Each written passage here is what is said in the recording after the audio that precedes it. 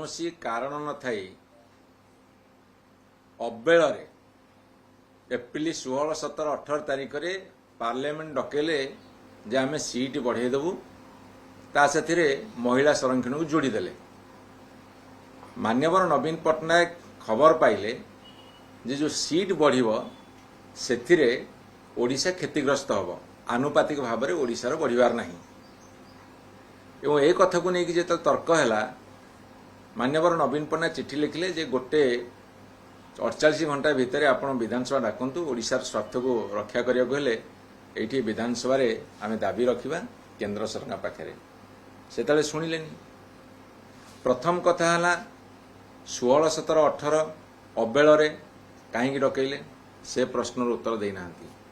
द्वितीय कथा है संख्या नथिला जानी बिल पारित हो पारनी आलोचना कले ना विरोधी दल को कॉन्फिडेंस भितर नेले ना तथापि बिल पेश कले एवं पराजय लभिले।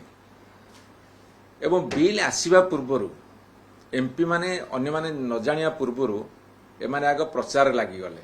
प्रधानमंत्री मोदी भाषण देले नारी बंधन अधिनियम तापर एटो सबुटी मीटिंग फिटिंग करि पकेले।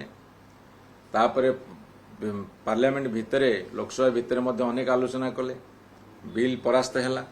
तापर वर्तमान राजरास्तार भाषण जाति उद्देश्य भाषण एमती बर्तमान बहुत ड्रामा चलती। ये 30 तारीख रे विधानसभा हठात 5 दिन 6 दिन गैप रे डकई देवार उद्देश्यटा कौन सेटा मध्य खोलिकरी कहूना जे लिखिछंती महिला मानकर भारतर गणतंत्र कौन भूमिका से आलोचना हब। भूमिका कौन आलोचना से माने करिवे को भूमिका आलोचना करिवे कौन से माने करिसंती आलोचना करिवे।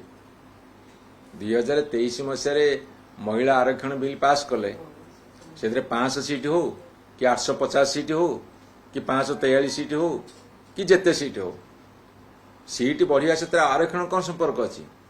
543 सीट रे भोट हेले 33% पाइबे 850 सीट हेले 33% पाइबे किंतु सीट बढ़िया संख्या महिला आरक्षण कहीं जोड़िले को उद्देश्य जोड़िले तांकर उद्देश्य सफा ये पॉलिटिकल स्टंट करिवे राजनीति करी सते जमी सी एका कांदुंट आउ कहार किसी माने नहीं एतरे करिवारे से मेसिया बोली निजू देखेबे मसीहा हवा थाउ। 30 तारीख तुम्हें कौन कर जानिनु किंतु आम 30 तारीख देखा देखी हवा आलोचना जदि हम देखा।